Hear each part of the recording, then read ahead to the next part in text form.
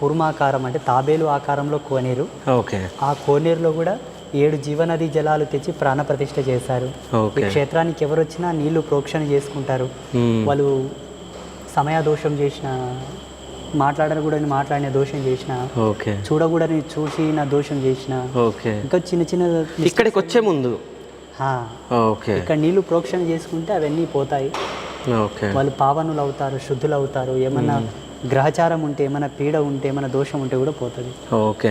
So అంటే మేము లోపలికి రాగానే ఫస్ట్ గురువుగారితో మాట్లాడినప్పుడు సో నెత్తి మీద చల్లకుండా మీరు చేసిన పాపాలు పోతాయి అని చెప్పేసి చెప్పడం జరిగింది. సో మళ్ళీ ఒకసారి అంటే మళ్ళీ పాపాలు ఎక్కువనేమో, అసలు పాపాలే చేయలేము మనం, ఎవరికి కూడా ఇప్పటివరకు ఏ హాని చేయలేము.